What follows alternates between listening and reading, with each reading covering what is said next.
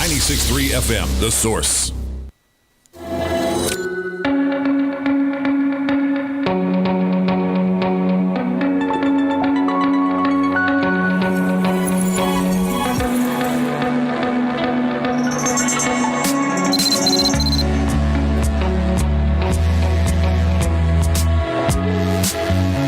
All right, 10 minutes before 10 o'clock. Thank you for tuning in. You've probably heard before that we spend more time planning a 2-week vacation than we plan the other 50 weeks of the year, right? Yeah. Right? You always heard that, right? And planning is an important thing, but so is living, having a good time, right?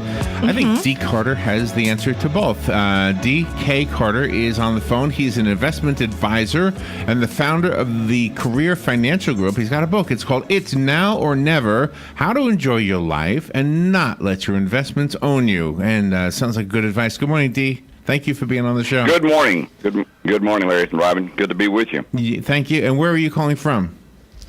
I'm calling from Midland, Texas, right out here in the middle of, boy, it's hot out here. I'll tell you that. It's nicer. You guys have a nicer weather in Ocala than we have in Midland. But it's we're right in the middle of the oil patch out here, in the middle of, well, actually the largest oil area in the United States, largest producing area. So I've been living out here for a long, long time. And enjoy it, have a great time. I have a good family here. Been here for about 40 years, so it's something to at least write home about if you get my drift on that. And tell me about the book. What have you noticed with the clients you've worked with regarding advising people on their investments and how it sometimes interferes with just enjoying life? Well, you know what happened, and this is something I developed over my years of experience in the industry, and I started to notice that a lot of people of course, they come in with apprehension. They don't really know what they're in for when they come in to see me sometimes, although I'm a pretty well-known entity here in West Texas, but they come in with the idea of we're scared to death. We don't know what we're going to be doing. We don't know how we're going to do it. We don't know if we're going to have enough money to retire. We don't know what we've got with our investments. We lay awake at night worrying about the marketplace. We worry about having enough money to take care of our kids, and in some cases we're into that sandwich generation, or I call it kind of like the Oreo cookie. We're stuck between two situations. They've got kids in college, and then they got elderly parents that are also needing assistance, and that's a drain. So they come in here with a lot of apprehension, a lot of worries, and they really don't realize that if you do the proper planning and you do it right, and you sit down with a professional and do it correctly, you should be able to make you should make your life a lot easier, and you should be able to enjoy your life and not allow those investments just to eat you alive, and where you can't really even operate. You really can't do what you need to do. I have a radio program here in Midland Weekly, and I get a lot of calls about that. People call in and say, well, I'm scared to death. What's going to happen to the market? Well, perhaps you need to be looking at where your investments are so you don't have to worry about that situation quite so much. And we talk more about income than we do about growth, because really that's what retirement's all about, guaranteeing your income for life, and they're really concerned about that. Yeah. And you must put them at ease since you're an Elvis impersonator. I knew you'd bring that up, Robin. I appreciate it. I do. They know me from my stage career. A lot of them do. They come to. In fact, a lot of people come in just to see what I look like without the costume on. But I haven't been doing that now for a number of years. I was fortunate to be able to do that for several years and to compete on a national level, and I love doing it and still sing. I sing with the Midland Odessa Symphony Chorale.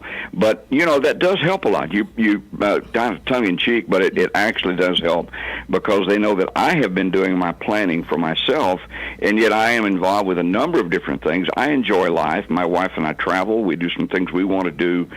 We really don't worry about where our money's coming from, because it's safe and we don't have to worry about it. And they want to know how I can do all the things that I do and still be do what I do here. So I'm going to have a double question, 2 in 1. Is the first part is there a trick to it? Maybe some tips you can give us as how to do that. And part 2 of the same question really is: does technology today enable the average person to have a better grasp of where they stand with their investments? That's a really great question, Larry, and the answer to the first part of that, yeah, there's probably some tricks to it. And what I tried to do in the book is, of course, if you've seen the book and you've read the book, I try to take my life and say, here's what I've done, and at the end of each chapter, I have a thing called D's directives, and they start off with the very basic fundamental things you need to do to get prepared for retirement. And literally, like, sit down and make a budget. If you don't know where you're going, you're not ever going to know if you get there, or when you get there. So we want to make sure that people take advantage of that. But each chapter has something, and it kind of builds toward the end to where some of the more tech-savvy people, and that's the second part of your question, that will really figure out that there's ways to go, places to go, that they can assist themselves in a lot of ways. I find, in my years of experience here in Midland, and really throughout the United States, I've got clients from all over, that the average guy on the street and the gal on the street that are coming to my office now are much more intelligent, much more prepared, much more aware of what's going on out there in the investment area because of technology. They can go online. They can pick up a number of different areas online to research their situation. And I believe that tech has made a huge difference in our practice. We do things here that, my goodness, I didn't think about doing 20 years ago, but I love it. I love the new stuff that's coming up and the things that we can use to help people out. I can give people almost an instant answer. Let me ask you this. Could an investment advisor such as yourself give us a better grasp, though? And let me kind of formulate that a little bit better than I just did. If you compare it to losing weight, the doctors will always say, don't weigh yourself every day. Don't be checking it all the time. Look at it once a month and then be happy with that. If investments were the same way, instead of looking at our cell phone like every half hour or whatever, wouldn't it be better to just take the advice of the doctor? In this case, it would be somebody like yourself, and just say, okay, this is a good stock or this is a good investment. Just don't worry about it. You look at it maybe once a month. Is that a good idea or a bad idea?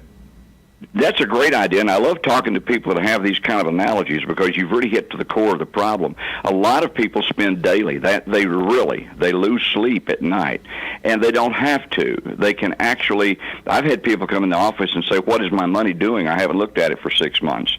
And we look it up on the internet right quick and see what it's doing, and I say, it's doing well. And they say, well, I just want to come by and see how it was doing. I don't worry about it anymore. And your analogy is perfect. If we just could stop and think about this, put your funds, put your money, and put your confidence, if you will, in someone that's been doing the job. And there are guys all over the state of Florida that do what we do with the Advisors Academy. There's people that absolutely are well-versed in what we do. And I would recommend somebody look up the Advisors Academy in Fort Lauderdale and find somebody that does that, because we really take we put the fun back in retirement, if you will, and in investing, in order for the client not to have to look at it daily. He doesn't have to worry about it. He knows what his stuff is doing. I think it's a great analogy. You don't need to look at it monthly. In fact, I don't know why in the world I can remember years ago when I was in the market. I was literally a broker for 25 years. I would lay awake at night and worry about my clients. I don't do that anymore. I literally don't do that anymore. Well, I don't have to. And that helps me understand why the book is for fellow advisors as well as it is for people like myself and Robin. Sure. In fact, that was a great observation. Boy, I like talking to you. You've got this thing right now where that makes it a lot easier for me. But it is. It's for advisors as well as for clientele. I believe, and I got my securities license in 1974. But you know what, Larry? They're still training the people today that are getting their securities license exactly like I was trained, and they're giving them the same taglines, the same response to clients' concerns. Don't worry about the market; it always comes back. I hear these things over and over, and I'm thinking, hey guys, we're in a new world. We're in a different time.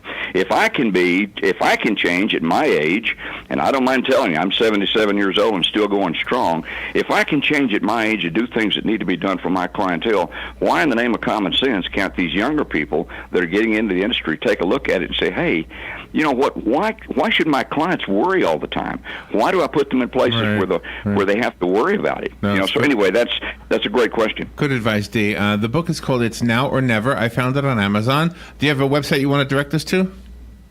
Well, actually, you can go to the advisorsacademy.com and pick up the. It's got it on there, or you can go to Amazon.com and pick up the book there. And of course, I have a website too. It's dcarterfinancial.com, and I'll be more than happy to respond to anyone that contacts me. And we're getting a lot of contacts. It's stirring up a lot of interest. I was pleasantly surprised at the way the book started and the way it's going, and the number of people that are calling and coming by the office. I literally have had half a dozen people come by this week and wanted a copy of the book, and that's great. And nice. Like I said, we have our first book signing Saturday, so it's going to be fun doing that as well. Well, nice to meet you, Dee. Thank you for being on the air with us, and keep up the good work. Hey, I appreciate you calling and let me be on the air with you. Hope to talk to you again sometime. All right, thank you. We'll be right back. Thank you.